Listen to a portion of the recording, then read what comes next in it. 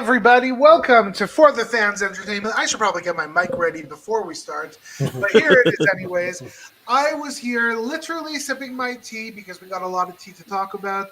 I'm Sheldon here with Kevin and Josh. Hey. Gentlemen. Hello. It has Hello. been quite the week in the Big Brother Canada house. Really quick, Kevin, first word Yes. that comes to your mind when you think about what happened this week in the BB Can house. So far this week, spineless. Ooh. Yeah, I would agree with that. Let's just say One word for you, Josh. one word.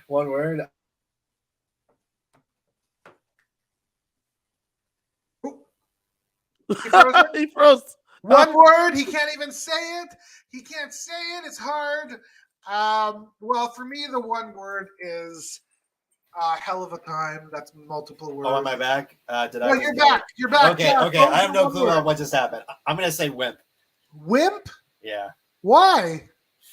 Yeah. Let's just like I was gonna say something along the lines of spineless, but I guess like wimp is probably the closest thing I can think of right now because when we dive right into the episode, I'm just gonna say like this one completely tanked Marty's game. That's all I gotta say. Wow. Yeah. So I think before we actually get into the episode, we're about halfway through the season. Yes. And I was really hoping that we could do a quick roundtable on, just overall thoughts. How do you think the season's going? Where does it rank with other seasons of BB Can or BB in general? And I'm hoping to get a score between A to F. What do you think of this season? So for me, this is the best season of BB Canada I've ever seen. And the only. It is a 10. It's a 10 for me because of all the seasons of BB Can I've watched, this is the best. No, I've not seen BB Can, but this season, okay, so I've enjoyed the fluidity of the house. That's something that's way different than BBUS, and I'm assuming it's different than normal BB Can seasons as well. I'm assuming that most seasons of Big Brother are probably played very similar, no matter what format you have. But this season, the cast is extremely fluid with who they're working with, who you're not working with. There's not particular sides, but there's pockets of people that like each other and are willing to vote some of the pockets and not willing to vote some of the other pockets. So I think that's pretty cool. On a scale of 1 to 10, you said? A to F. Give it a letter grade. We're in school. A to F. I would give this season a B, a solid B. I'm enjoying it. There's some people I didn't care for. There's some others that I still don't care for. There's some that I really like a lot. So I would give it a B. Josh? Okay, so on the flip side of things, I have seen every single season of BB Can. So I think in terms of how I would rank it is that BB Can 10 is honestly a very solid season. I definitely enjoyed the cast. I definitely enjoy how the twists are being thrown in there. It's not too much. It's not too heavy lifting on things. Like production's not like the best part about BB Can with and here's what I've noticed with this season. They've actually let the players play the game the way that they want to play it, and not let production just jump in and be like, oh, you have this to deal with. Oh, you have this to deal with. Oh, you have this to deal with. Arissa actually learned from BB Can 9 and just learned to let the game just play out. So I would definitely give this an A as of right now. I'm very enjoying this season. I still think BB Can 9 is higher up slightly, but I think 10 can reach that potential. I think it can reach to that rank. I very much enjoyed 9. I very much enjoyed 10. The only way that things can go south is that when we get to the second half of the game and the rest of it is just a pergonging. But I don't see this going as one side or the other. I think right now everybody is playing all sides, and it's so far looking very much like a even playing field right now. So it's anyone's game at this point. So I think that I like the season overall. I don't love the season. Really? It's not. I'm not. Crying about it every night before I go to bed. I think that what happened was bad gameplay actually resulted in the fluidity in the season. So I think we could have had a big alliance on one side of the house, but Kyle basically destroyed any chances of it. So, Yeah. and I think Kyle actually, with him not in the house and his moves during his HOH week, actually very much so changed the future of this game. And to me, I probably give the game a B minus for the reason that I'm waiting to see some good gameplay. I see some inklings of it with Kevin. I see some inklings of it with Summer, but I haven't seen anything. I haven't seen Danielle Reyes look into the camera after all the work she did all week and say 1 down or 7 down, 2 to go or whatever. I don't see somebody who's controlling, who's the boss. That doesn't mean there's not good gameplay. I see good gameplay, as I said, in Summer, in Josh, in Kevin, but I want to see more of it. Now, of course, a lot of that good gameplay usually comes out in the second half of the season when you're really getting down and dirty and trying to figure out your end game. So I hope there's a lot more to be seen. But is it a great season? I think it's a good season. Loving it. I think the top 3 game players so far this season have been Kevin, Herman, and Josh. You're not tossing Summer in there? With a Summer close 4. With a Summer at a close 4. And I say that because I don't know that Summer is like playing the game. I think Summer's like kind of just enjoying herself. As I very much feel like this is who Summer is as a person. I don't think a lot of the moves that she's making are too tactical. At least they don't feel that way just yet. They feel like that they're borderline intentional, but it's more like, I like this person, so I would rather you not send this person home. And the evidence to that is that she couldn't make sure Tanisha stayed. Correct. It's like, whereas Kevin is intentionally positioning things for his advancement, right? He controlled Jess's HOH for his advancement, not for Jess's. Herman is using his physical prowess and his salesmanship to get the things he needs done with the people that he needs to work with. And then Josh's kindness and thoughtfulness, he is definitely using that intentionally, because he sits and he listens. I mean, when Summer was talking to him about thinking that the vote might have flipped to Tanisha, he went, you think so? Man, that's crazy. Knowing full well that it had already been done, he was able to utilize that time and his demeanor with her to not alarm her and still sympathize with her. And that's intentional. Right. You know what I'm saying? So that's why I have the 3 of them as the best game players.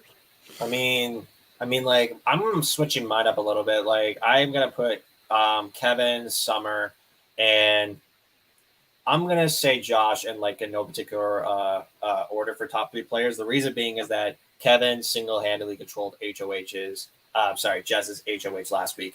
And you will slowly see that, like, going on for this upcoming week for Marty's as well, which we're gonna talk about that a little bit later. Then you got Summer, who some people say that like she just has a great social game that hasn't made any plays. I disagree. I think she got into Gino's ear and convinced him to throw up Kyle. That was the only move that I can think of that was solely based off of Summer's gameplay. But yeah, like, I still don't think that, like, I think Summer has been playing the game. I just don't think she's actually going up to her full potential yet. I think she knows how to play. I just don't think she's reaching at that max yet. But she's definitely doing better than a lot of players in the house, in my opinion. And then you got Josh, who is probably sitting in the best position in the house next to Summer by everybody. He's aligned with everybody. He's in good graces with everybody. He could easily be set up on the block and nobody can send him home.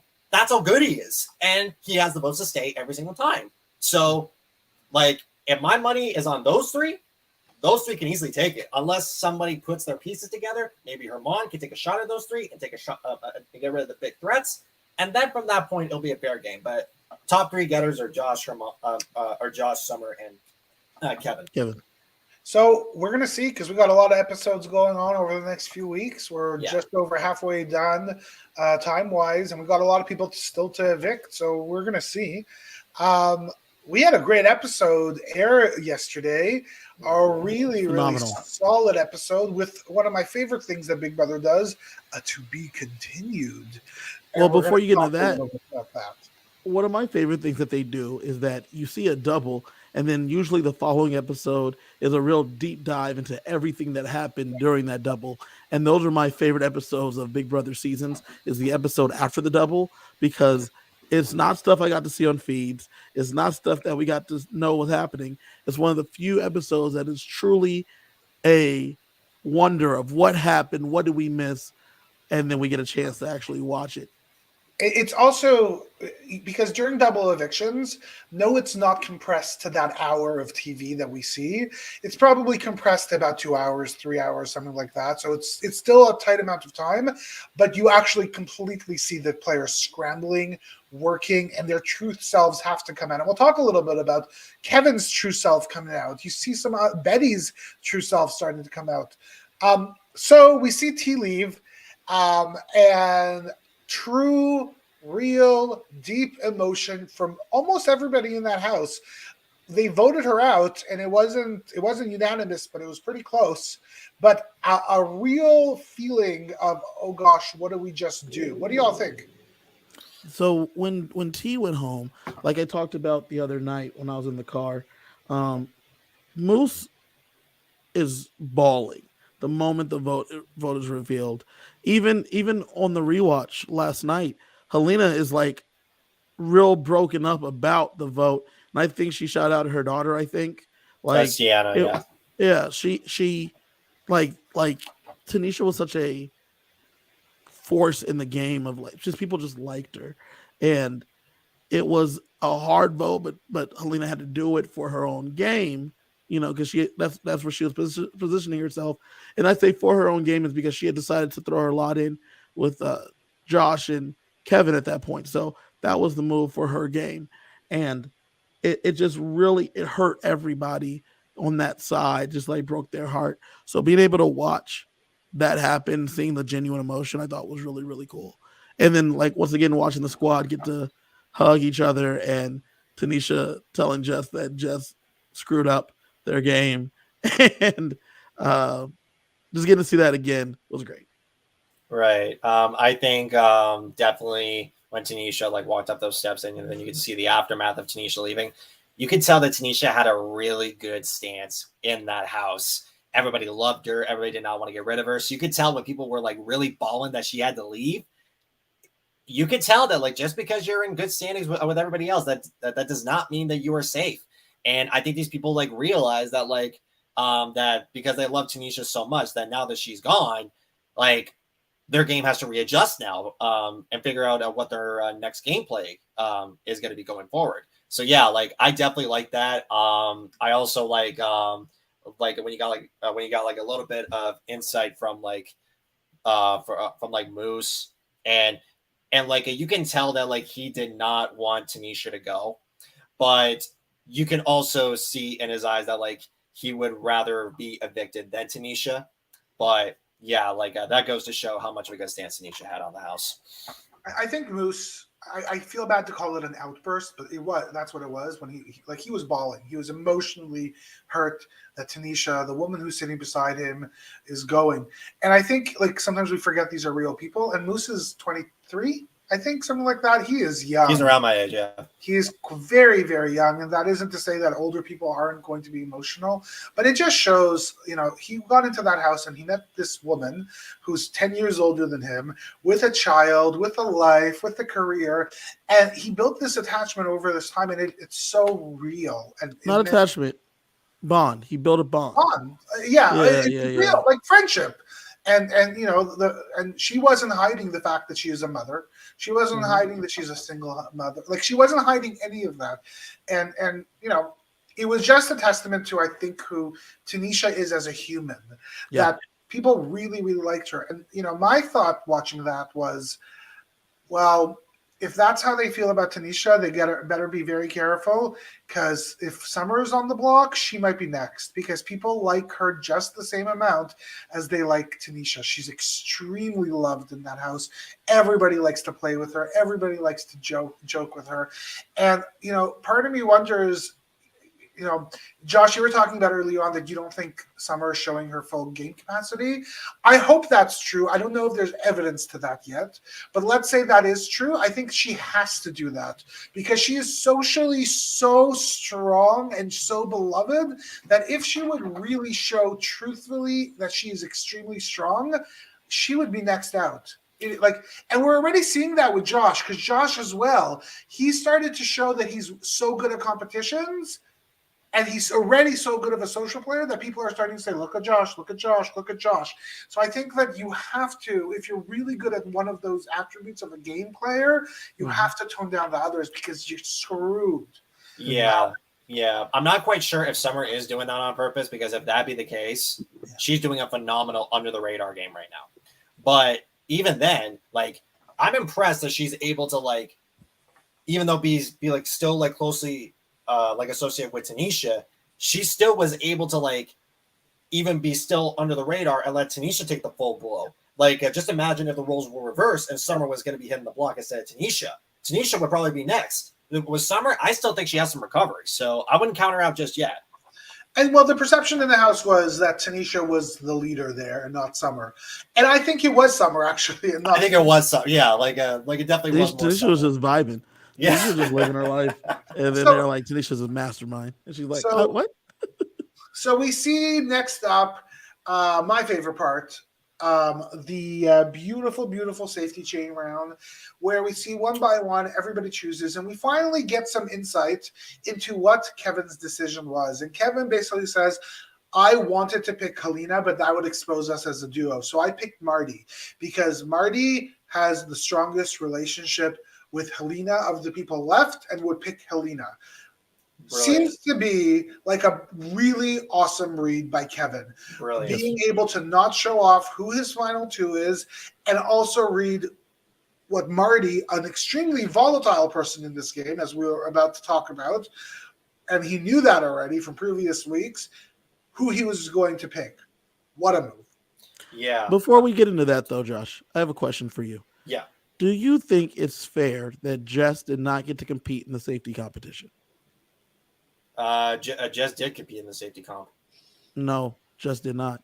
When they rolled the balls, Actually, when they rolled the balls, Jess did not get to compete, and it was not an HOH competition. Oh yeah. So that's been one thing that's been on the Twitter is how it wasn't necessarily fair that Jess didn't get to compete because that was not an HOH competition. It was a competition for safety, and since it was a competition for safety, Jess should have been able to compete in that competition like everyone else. Now, Moose did get the highest score possible, right? So only they could have tied and had to re-roll. But that's been one thing that's been floating around on the internet. I wanted to know what you guys' take was on Jess not getting to compete. That's also the same argument that you can make with the invisible when you look at BB Can 9 with the invisible HOH, it was the same thing. I believe I can't remember if it was Deshaun or Jetson who won HOH that round, but then the round after was the invisible HOH round. Oh yeah, that was Deshaun. Deshaun couldn't compete, so they all knew that wasn't Deshaun, but everybody else was able to compete for that. So that's arguably the same. That's arguably the same thing if they were to like twist it up, because it was just based off of the last HOH round. They have to be like, you know what, because Jess was outgoing HOH, they cannot compete. So I do see the points for that. I still think it was fair the way they did it. But yeah, like if they wanted to switch it up, they should have been like, Jess is allowed to compete in this HOH comp or the safety chain comp. Sheldon, what do you think? That's an interesting point. Like, I think the reason why somebody who previously won an HOH can't compete is because they were just safe. So they should have the ability of not being safe in the next round. And that's exactly what happened. The point of that was to not be safe, and they were just safe. So it makes sense to me that they wouldn't compete, even though I understand it's not an HOH competition per se. Yeah. I don't see it. I guess I'm sure they had a debate about it when they were making the decision of bringing the safety chain in, but I don't know. It kind of makes sense because then what would happen? Like nobody actually won HOH, so for the next round, if Jess would have survived, does that mean they couldn't compete then? But that's the thing. Moose got to compete in the HOH competition. because the safety chain was not an HOH comp. That's why. I know. But that's interesting. But that's the point, though, right? If it's not an HOH comp, then Jess should have been able to compete. No, that's just something that is no, like I get your point. Or like the same argument on the internet. So on the internet, yeah. Like I see. And I thought that was very interesting. Yeah, I thought that was very interesting because I'm like, well, Moose got to compete in the HOH competition, and because if you want to go with about being safe, Moose was just safe, not because of the chain, but he started the chain, right? So he won the comp to start the chain. So right, he should have not been able to compete in the HOH if you're following the same logic that Jess can't compete because they were just, only for that that's reason. fair. That's fair. Like I think I see like both sides to that. I think the way they handle it was completely fine because like if it's not an HOH comp, then like I can definitely see why everyone was able to compete for that aspect for like when they compete for the HOH for next round. But if it's for like the invisible HOH or like the safety chain or something different, then it's not specifically for an HOH comp. Like, well, the invisible HOH is an HOH. Well, here's the thing. Like, yeah, it's a very nice. I don't know. There's no right or wrong answer here. Correct, I think it's a debate. But it's a very good way to get rid of somebody who's not likable, which is exactly yeah. Fair. Like, here's the thing. Like, I think like when they set up the season, they already had their stuff already planned. So I'm pretty sure they worked out the kinks on how it was going to work for the next round anyways. So honestly, the way they laid out for like how the safety chain went, I thought it was fine. If people felt something different, then you know what, that's them. So we see the competition happen between JC Lynn, Gino, and Jess, and the wonderful JC Lynn wins again another competition. This is, I think, her second competition she wins. Putting on a show in these sort of very, very super focused in competitions. When she's under pressure, she wins. So good for her. Gino and Jess on the block, and we see literally everybody talking to Gino and telling him, "You're okay, you're okay, you're okay." And we kind of see Jess talking to nobody. I don't know if they just thought that they were done, and they probably thought they were done. I think it was very interesting that like you don't see Jess at all. At all. I was concerned. I was like, is Jess quitting? Like, what's going on? Well, the other thing that was interesting was that coming up to the end of the feeds of Jess's reign, Jess was never on feeds the last couple days. Nope. Rumor has it, according to someone, I think it was Hamza. Hamza said that someone tried to leave the game. Rumor is it might have been Jess. Really? And then after that, they weren't on feeds. The reason they say it might have been Jess is because they were not on feeds the last couple days, hardly at all. There was one day that there was no feeds in the H room at all. So I wonder if there was some kind of disagreement and they asked to no longer be shown. And so they showed them in a minimal amount. Because last night we came. Last night we got very little of them, and they went home. Right? We got more Tanisha, who went home in the first part of the episode, than we got of Jess. Yeah, but I don't get that, to be honest, Kevin. Like, what benefit does BB Canada have over Jess, over listening to Jess? She isn't. They're not the producer. Like, it's being respectful. If they ask. Yeah, but they also don't know what's going on outside the house. They don't know how they're being portrayed. Like, I don't know. That seems strange. I could imagine them basically saying we don't want to see them on TV anymore because they're kind of a wreck and boring and whatever, and that's why they're not showing them on the feeds. But maybe there was a feeling that Jess was done, and that's why Jess didn't campaign, just didn't do anything. In fact, what we end up seeing is Kevin go to Marty and basically say, maybe we should do Gino. And then we see in another room Betty and Josh having that conversation. And the exact same thought. Maybe we should do Gino. And then they bring in Marty, they bring in Kevin, they bring in Helena, and they all have this exact same conversation. We should do Gino. We have this great chance. Let's break up a showmance. Kevin does the thumbs up. Not everybody reciprocates the thumbs up, but Kevin does the thumbs up. They all go out into that main room, and Marty is sitting there again, just like Kyle looked, like he shot himself. and looks pretty scared, looks pretty petrified, unsure what's going on, unsure what to do. Helena looks terrified as well. And Betty goes to Josh. He's not going to do it. He's not going to do it. He's not going to do it. We can't do it. We can't do it. He's not going to. Well, I mean, so looking at them on that side of the couch, like Marty looked stressed the whole time, and since they can't really talk about the plan openly, we only had so much time. I have to agree with them because they're looking at him looking super stressed over there, and he did not seem extremely committed in that room over there because Gino's his boy and he's there for Gino and everything for Gino, but yet he didn't save him in the safety chain. He didn't vote against he was willing to vote against him if he had to. I understand why they were like, we can't expose ourselves if Marty doesn't do it. We just can't. Yeah. Why not get up and go to Marty and say, "Are we doing it?" Because here's the thing. That's very similar to like when you when you're sitting at tribal council and Survivor, and then you stand up to go walk over to someone else and be like. But it's not. They're not in the middle. They're literally sitting there just waiting. Or no. I think because they're like sitting like right across from each other. Because if they were to walk over and whisper down to them on what to do, that's 110% sketchy. And they did not want to show their cards at that moment because Marty was had a look on his face of just sadness and it looked like that he was gonna have a panic attack.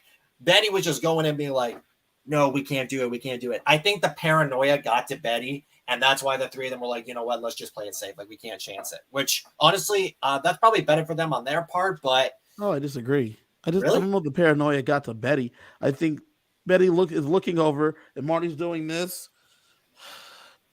And it's not a paranoid. I'm watching this person body language tell me that they're not in for this plan. And all five of us have to be locked in for this plan. I'm looking at Helena. Helena's kind of just stone-faced, so we're good. But... I'm watching Marty struggle with this decision, and I just can't put myself on a limb like that. No. And truth be told, although he and Helena both end up voting out Gino, and their plan would have 1,000% worked, and Gino would have been out that house, and Jess would have still been in there. You see them go into the diary room, and in fact, still struggle with it.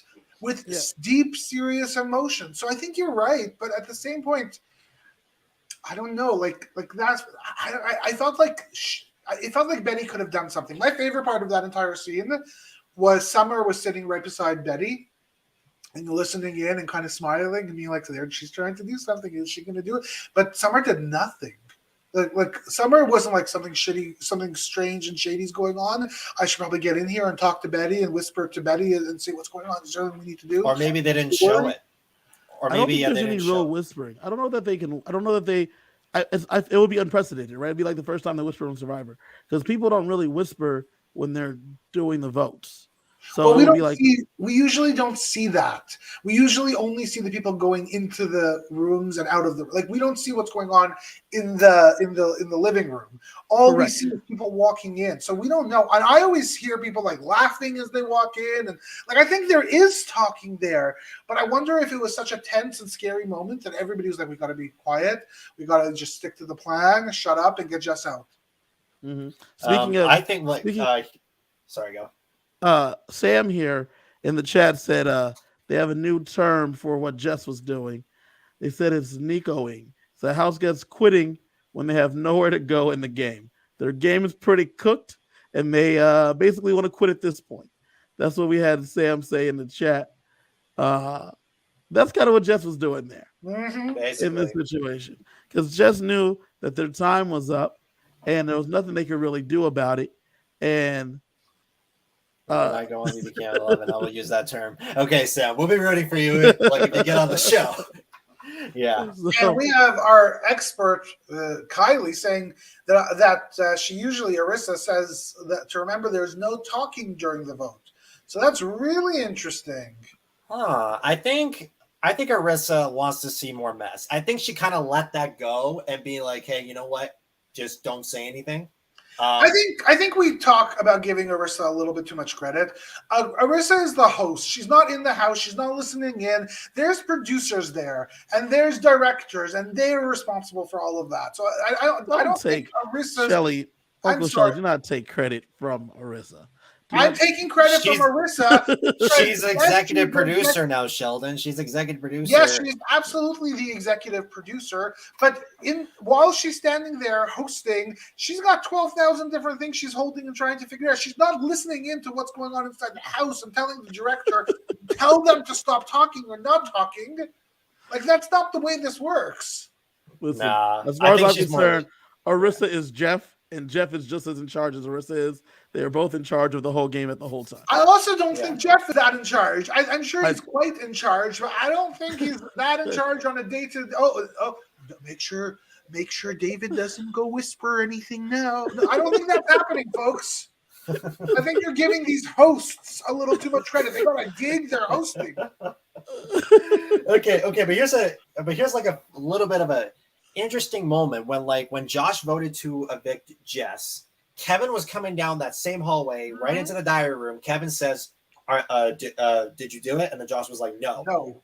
So that is an interesting observation. Like, I don't know if that was allowed, but I thought it was very, a very interesting moment to put out because I've never seen anything like that before. So we've been seeing this all season as people walk in and walk out. Yeah, but they got like their little handshakes, but not like moments being like, did you do it? Like, but if they're back to back with people that they're aligned with, you see them say, did you do it? And then they say yes or no.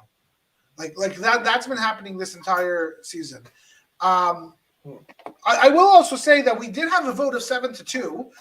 Jess left, and 2 votes against Gino. Helena and Marty, the 2 people that Betty was scared, or at least specifically Marty was scared, wouldn't vote their way. And they did lose an opportunity to break up a showmance that seemed to also be at the bottom of the house. So I'm not sure if that was a really great move anyways. In fact, maybe it would have been smarter to bring them back together. But then we see Marty saying, then we see Gino basically saying he thinks Josh and Betty voted Gino. Nobody else, Josh and Betty, not the actual 2 people who did it. That was the first read. Does that make sense? Yeah, I think with Gino just pointing out saying, hey, it's Josh and Betty, good. Those that actually voted Gino can just keep their mouths shut, and Gino will have that perception that it was Josh and Betty, and Gino will gun for them next week. Leave it at that. That would be good from here. But Gino does not leave it at that, because Gino says, let's assemble the troops. Gino brings in Marty. Gino brings in Kevin. Gino brings in Betty. Gino brings in Josh. Gino brings in Helena, and they all have to go into the bedroom together. Sheldon, you have rolled over the lead. The moment that this happened, Marty grabbed JL. Yes. And said, it was Josh and Betty. It was those two. They tried to trick me. I said no. I'm not voting Gino. It was them, and it was me, and it was Kevin, and it was Alina, and it never let Marty hide about it. I agree, Kyler. I agree. Absolutely the smartest thing. Obviously, Gino didn't buy it, so Gino assembled the troops and basically said, who are the votes? And never let Marty hide a body. Because Marty will hide the body, then go right to the police and say, I was just over there on 2nd Street and I saw someone put a body under the tree. It's the 2nd tree, and there's a red thing on the branch. There's a red thing on the branch. No, I did not do it. Okay, you got me. I did it. It was me. I hit the body. But it wasn't my fault. That's exactly how. Never trust Marty. Never trust gosh. That Marty single-handedly ruined his game right there. Yes, single-handedly. Yes. I thought Kyle putting up 2 of his own alliance members of 7-Up was bad. This, oh my god, that is worse. Well, arguably it's just as bad, but still, the Kyle thing is because, like you said, Gino brings all of them in to interrogate on his own, but he gets all of the names because Marty immediately gives them all up. All the names. Ridiculous. Yeah, it was something. And in that big room, when Gino's trying to confront them, Marty basically says, "Oh, before I even heard the name Gino, they brought me into the room, Benny and Josh, and they were already talking about it," which wasn't true because Kevin whispered the name into Gino's ear first. And Yeah, into I'll be Marty's ear. honest, Yeah, I actually think I think Marty wasn't lying. I think he just forgot what happened. I think you're Marty right. I think you're right truly on that. thought that the first time he heard Gino's name was when he walked into that room. And they all talked about it, and they all did agree about it while they were in that room. And even Marty says, "Somebody did a thumbs up. Somebody did a thumbs up. Don't remember who. It was Kevin." And Kevin says, "It wasn't me. I didn't do a thumbs up. Not me." That was something. yeah. That was something. It was crazy because Gino doesn't even get Gino doesn't get a perp list without Marty confessing, and then once he gets the list of perps, he pulls them all into a room. Kevin continues to have that ice in his veins, stone cold, and because Betty says we weren't even talking about that, and then they said, well, then Betty goes, well, Helena was in there and she said some stuff, and then Kevin's like, now, we were talking about it. Let's be real. We were talking about it. Well, we weren't going to do it. We weren't going to do it, Gino. But I'm not going to lie to you. We did talk about it. And so here we are again. Kevin does a lot of dirty things and gets away with it. Yes. How is this possible? While also keeping his real allies and Marty and Helena safe. Like, I think what Kevin did is that, like, he was just basically trying to put the bandage over the open wound, and basically just says, like, hey, you know what? Honest mistake. We're good. Like that was basically what Kevin did right there when he was in the room with the other 4 people.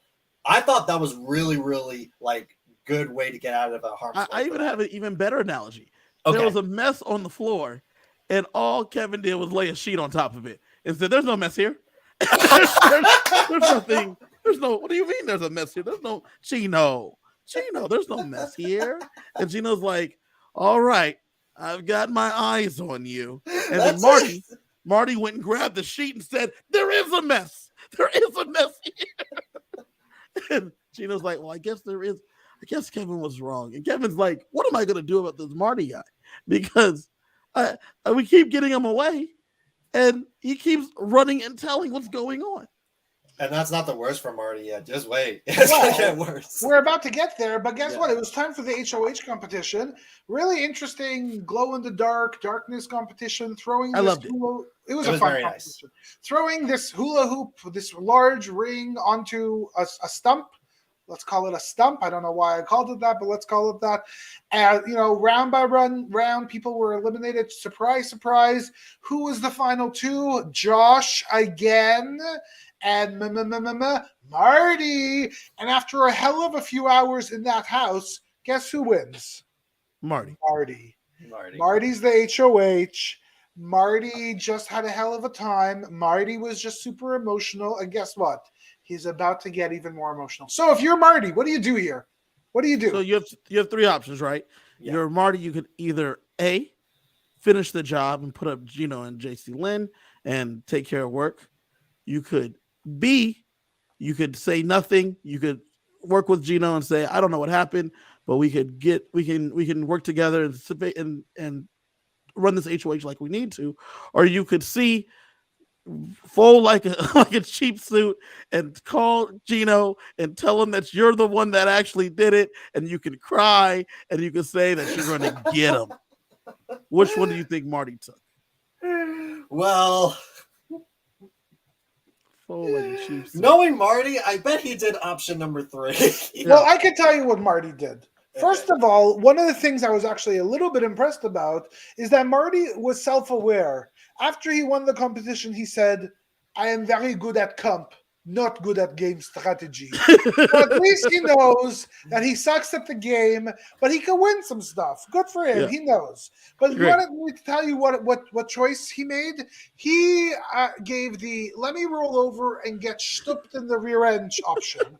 That was what he did, because he went straight to Gino and said, you know what, Gino? I voted you out. for the 17,000th time I betrayed you. Yes, I screwed But you again. you know what? Let's make it a little bit better. You own me. Now Hey. you own me. Whatever you Hold on. want to happen this round, I will do. Just tell me. Just tell me I'm yours. I'm so sorry. Hold What on. the heck? Hold It on. was even hold on. worse than that. Hold on. Here's what Marty did. He basically took the knife out of Gino's back and say, here was the knife I stabbed you with. Like, that was just basically what he did. I'm like, Marty, that was not the worst worse, thing. Josh. He What? took the knife out of his back and said, "Stab me with it, please. I'm so sorry. I'm so I can't believe I stabbed you again. Now, please stab me in the front." It was worse. It was insane, right? Because Marty, even worse, Sheldon. The thing that was even worse is that he tells Gino, I'm telling you this because I'm the HOH and I'm safe. He said that to him. As if he would have never said this if he wasn't safe. But since I'm safe, So it's time for me to come clean.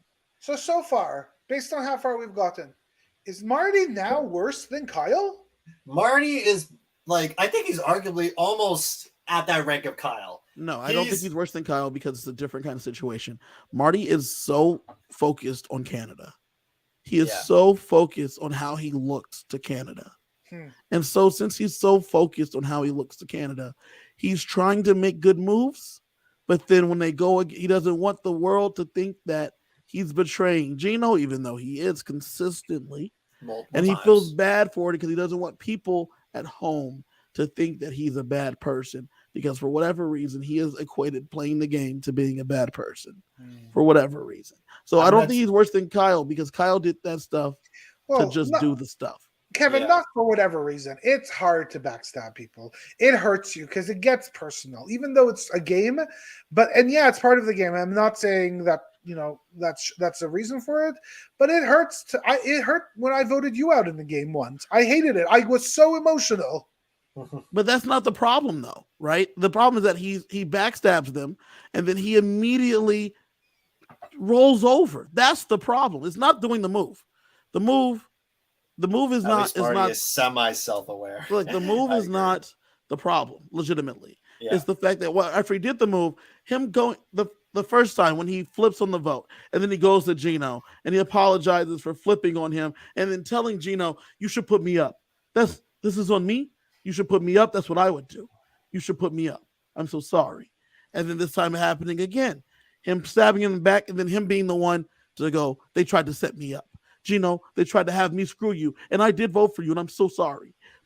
This HOH is now your HOH. You tell me what you want me to do." That's the problem. It's not the stab in the back. It's the rolling over. I think Marty should just play the game without having the pressure of how Canada views him. Who cares? If you're not worried about how Canada perceives you when you're in the house, you shouldn't be a Big Brother anyways. So I think Marty needs to let that go and play the game that he wants to play. Because right now, even though he doesn't want to betray Gino, he's attempted that at least 3 times now. And probably not going to be the last one by the end of next week. So it's Marty, just grow a backbone, own the moves that you're making, sometimes keep some stuff quiet. Sometimes you don't need to tell Gino everything and just go along with it. But right now, he's just making himself worse because now, even once Marty's HOH week is over, he's 100% next no matter who wins HOH. So that's how bad it is. So Gino runs to his number 2, to JL, and tells her everything. Of course. And she's a little bit shocked, but what the heck is going on with this dude? He has no idea what he's doing. Agreed. And surprise, surprise, Marty tried to be best friends with Gino, and now Marty tries to be best friends with JC Lynn and takes her for some chicken at Wendy's. Marty gets this beautiful spicy chickens once again. Spicy, no. JC Lynn gets spicy chicken. He gets chicken tenders. Still in the chicken family.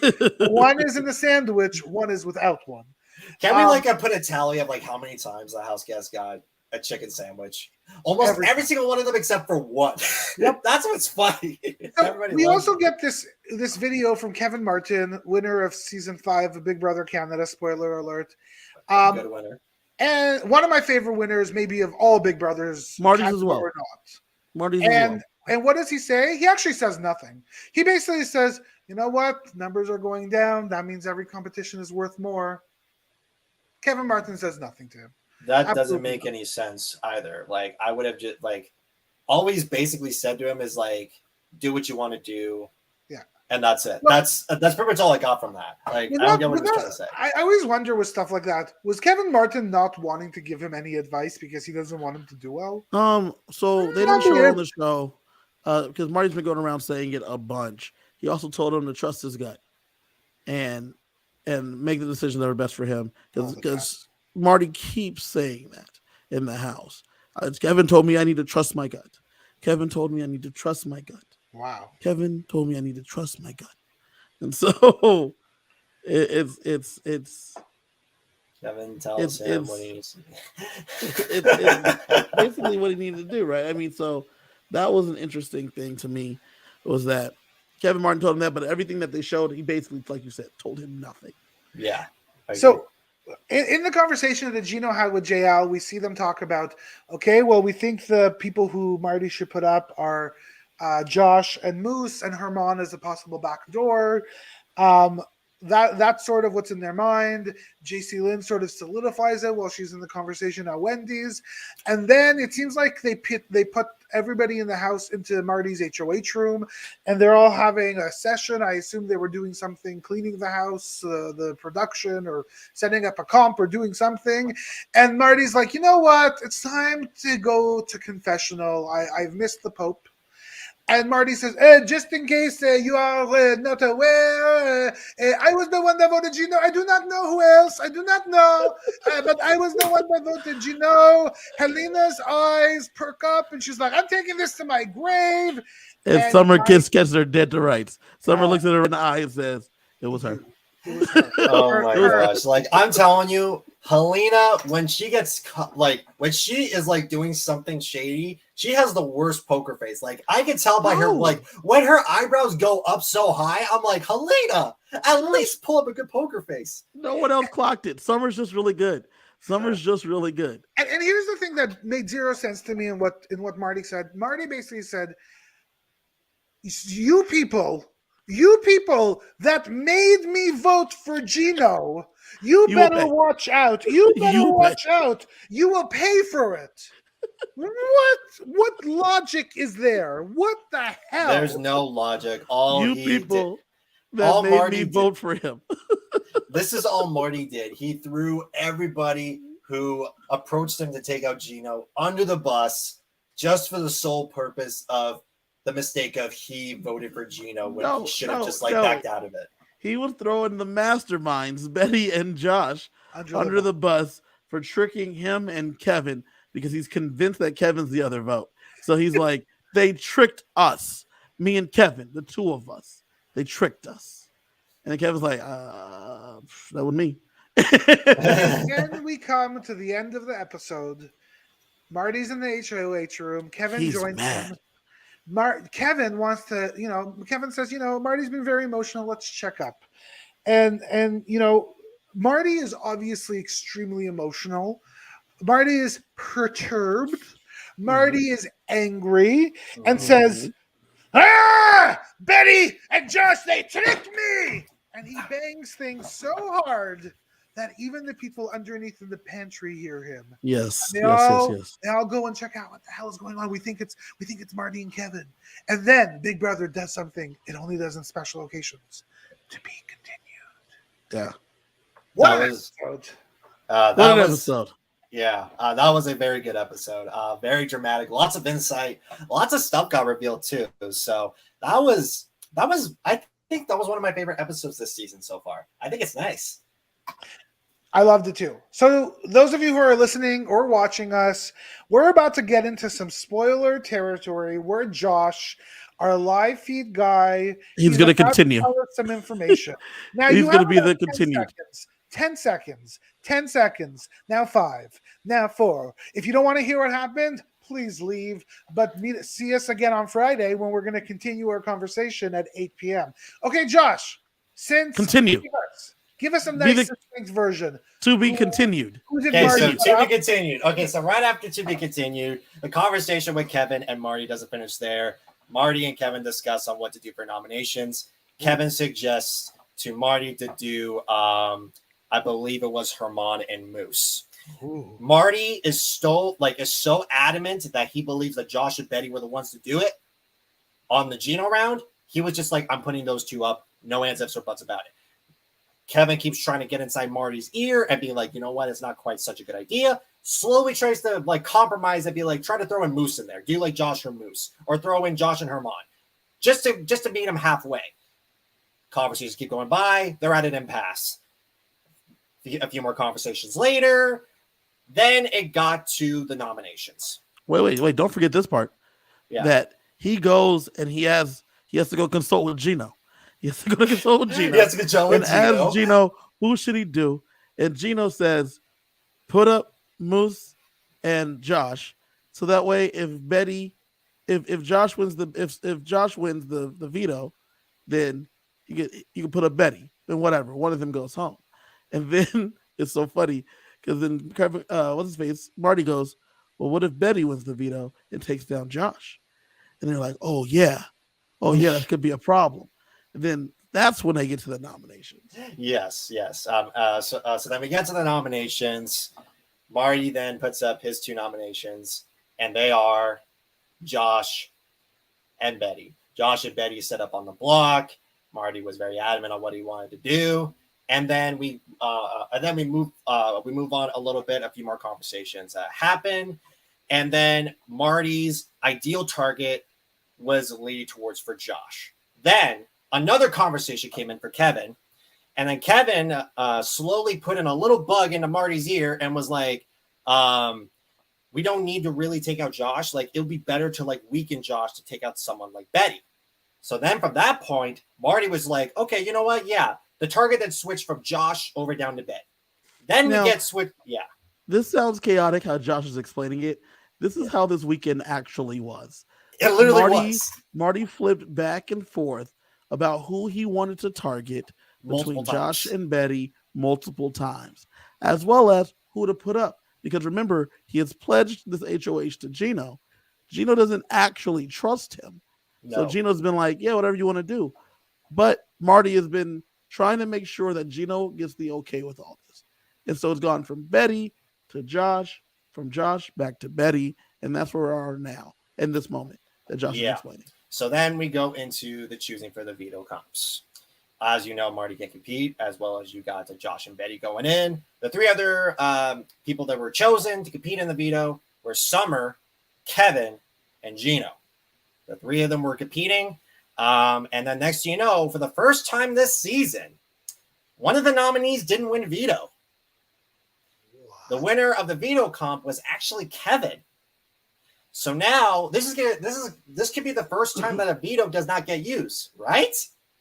Well, another conversation goes in from Kevin to Marty and was just like, do you think that we should make a move to take out Herman? Reason being is that Herman is actually sitting really, really well. The target's wide open for him.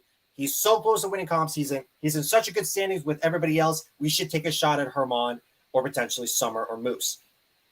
Marty was just sitting here being like, do we have the votes? And then Kevin's like, we have the votes. So Marty first shut it down because earlier in the he first shut it down, but after a while, Marty made a deal with both Moose and Herman that he would not be putting them up. And he told Herman that he wouldn't go up, nor would he be the replacement nomination. Yes. In addition, Marty also made it very clear that it would be unfair to backdoor a 43-year-old man in himself. And then now for him to then go and backdoor Herman, he wouldn't do it. There was no way he would do it. In fact, there's a clip that's floating on the internet where he looks at the camera after Kevin leaves and suggests this. And he says, I'm not doing it. There's no way I'm doing it because that would be, I don't want to look bad to Canada, me going back on my word. I don't want to do this. But what I'm going to do is I'm going to test. Hold on. He would look bad if he goes back on his word after he went back on his word 17,000 times by now? Basically. Yeah. Precisely. This is how chaotic Marty is right But now. Marty says, you know what, though? I'll only do it if Gino wants me to do it. So he goes to Gino and he says, and he tells Kevin, I'm going to test Gino. Because Kevin tells Marty that Gino and Herman are close. And then Marty's like, no. They're not. Let me go test him. He goes and asks Gino, how do you feel about me putting up Herman? This is the test. Gino goes, if that's what you feel like you want to do, man, then do it. But, it's up to you. And then Marty looks and says, he passed the test. He doesn't care. I think I'm going to put him up. And then it's like, wait a minute. I thought this was a test. I thought this was just a test of loyalty. Yeah, that's the funny thing about this whole thing is that, Marty throws in the idea to test Gino, and then next thing you know, he passed the test, but then next thing you know, is leaning towards putting up Herman anyways, which is kind of like, I'm still trying to process how Marty even got to that conclusion of wanting to do that. But anyways, so basically Kevin then said to Marty, you know what?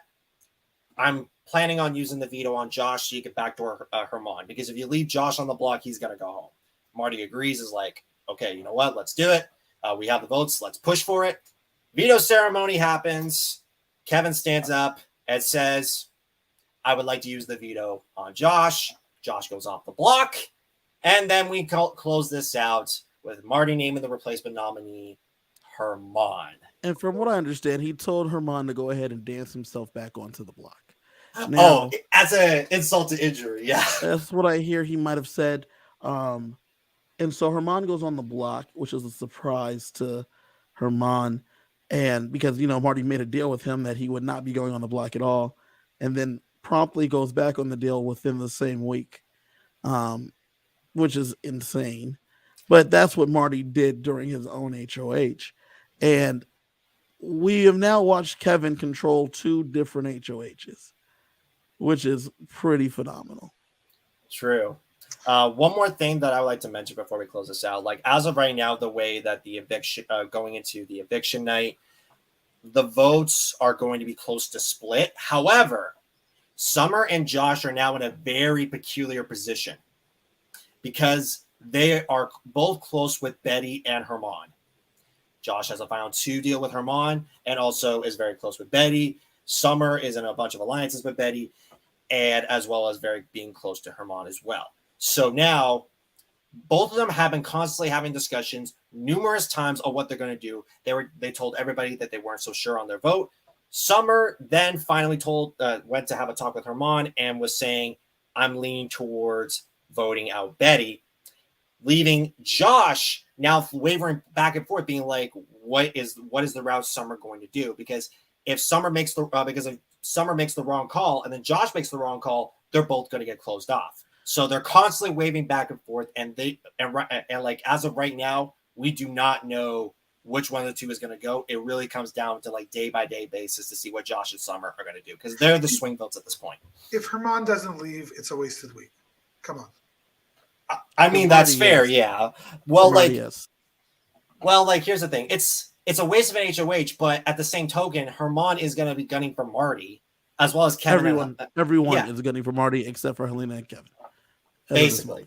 Gino and JC Lynn want Marty out first. I expect that if Gino wins HOH or JL wins HOH, they're going to put up Marty and get rid of him. Yes, just correct. like I think they're going to backdoor Marty. I think it would be everyone plans on backdooring Marty. They're going to put up Kevin and Elena and then backdoor Marty. That's the plan for everyone. That's not Kevin or Helena. So even Josh, that's Josh's plan too. Not to put the 2 of them up, but to put up 2 people and then backdoor Marty. Yeah. What a week it's been in the Big Brother Canada house. And here's the thing, it's only, as we see, getting spicier and spicier. Yes. Join us again on Friday at 8 p.m. where we're going to recap what happens after Marty gets super, super angry and hits his table in the HOH room. Hopefully he breaks it. I really hope it. That would be fun. We're going to actually see the veto, the nominations, the veto competition, the renom. We're going to also see who leaves, and we're going to find out who that person that leaves is, and becomes the first member of the BB Can House jury. Josh, anything on your mind before we call it a night? Yes, tomorrow. Survivor Pandemic Season 6 premiere is going to be up on our YouTube page. If you haven't subscribed to it, please follow Survivor Pandemic on YouTube, where our first episode will be dropped out. It will be a 2-hour premiere, very close to it. So, like, if you still need more of your Survivor fix after tomorrow's episode of Season 42 Survivor, you can watch Season 6 Survivor Pandemic at 9 p.m. Eastern. So stay tuned for that. You do not want to miss out. Kevin, anything you want to plug? Yeah, check out, I believe, special Wednesday coverage of Survivor 42. Kiley, Robbie, and the whole gang will be on there. I will not be, but we will be having, I believe, either Wednesday. And if not Wednesday, check it out again like normal on Thursday at their normal time. Check that out. Also, on the Decom After Dark podcast, this month we will be covering the Disney Channel original movie Horse Sense. So check that out. Yep, it came out. Horse Sense came out sometime in the 2000s. I believe it stars Andrew Lawrence. Andrew, the guy that Kevin plays in the house when he puts on a suit. I get it. I do. It's a nice Decom After Dark. We'll be on there doing that. Joey Lawrence, Andrew Lawrence, the Lawrence Bros. The Lawrence Bros. It came out in '99. It's great. Check it out. We'll be covering that Disney Channel original movie. Join us for that. So, and for us here, you're also going to want to check us out on Friday night, 8 p.m. We're going to talk about all of those wonderful things we said before. Can't wait to see you. But until then, have yourselves a beautiful night. And outside of the Big Brother Canada for the Fans house in Vaughan, Ontario, goodbye.